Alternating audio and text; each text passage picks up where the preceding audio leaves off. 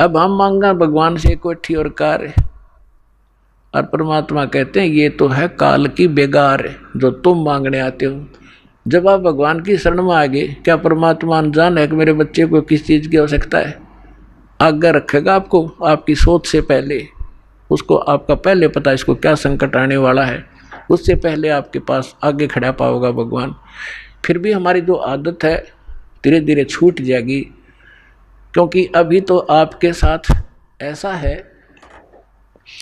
एक व्यक्ति के ओठ का चोट लग गई, काफी चोट लगी, सूज गया, तो उसको कोई कुछ दवाई बतावे, कोई कुछ दवाई बतावे। एक व्यक्ति कहने लगा कि इसके ओठ का हलवा बना के बांध दो, देसी घी का हलवा।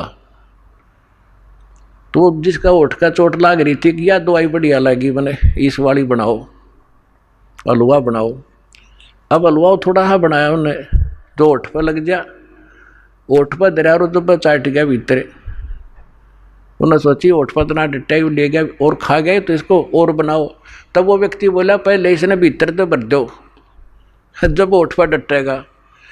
तो उन्होंने अच्छा बनवाया 1 किलो सारे का, वो पहले छकाया, अब छक तू, और फिर ओठ पर बांधा। क्यों? हलवा इसी चीज़ से एक बार छक लेना, दोबारा रुचि नहीं बना उसकी, एक ग्रास भी नहीं खा सकता। तो ओठ पर धर दिया, वो न्यो का न्यो रखा उसने। तो आज आप का ओठ का चोट लाग रही है, और आप यहाँ जो मांगन आते हो ना, परमात्मा पहले आपने उनसे भरेगा, अंदर से भरेगा, आपकी सारी फुलफिल पूरी करेगा जो भी रिक्वायरमेंट होगी, और फिर आप ओठ पर डटने दोगे। तो कहने का भाव ये है, फिर आपकी रुचि नहीं रहेगी इसके अंदर। इस दास के साथ ये बिटर जो ना एक्सपीरियंस हुआ है। पहले तुम्हारी भी जो जब नाम लिया था, वैसे आवश्यकता इतनी क्या है कि नहीं थी, कोई त्रुटि घर में नहीं थी किसी वस्तु की, फिर भी माया की चाह थी। ऐसे ढंग से माया देने लगे परमात्मा, पुण्यात्मा सोच भी नहीं सकते। तभी तो इस दास का इतना दृढ़ विश्वास हुआ, और दृढ़ता के साथ आप तक ये पहुंच पाया, जो मालिक ने मेरा पेटा भर दिया, विश्वास दृढ़ किया।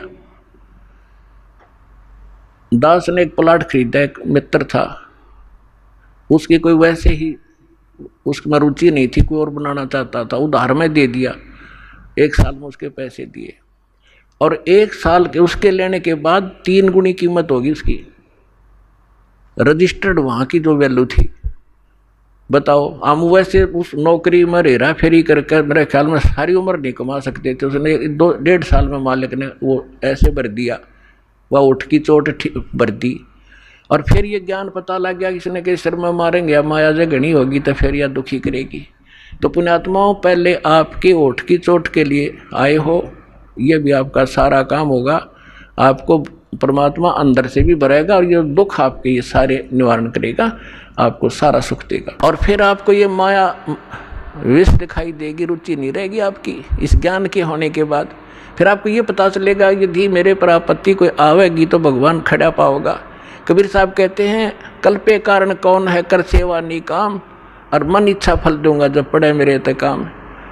तो कल्प कहते मतलब के संकल्प विकल्प मत रख, निष्काम भाव से या पूजा करता रहे, जो मैंने बताई है, मेरे दास ने बताई है।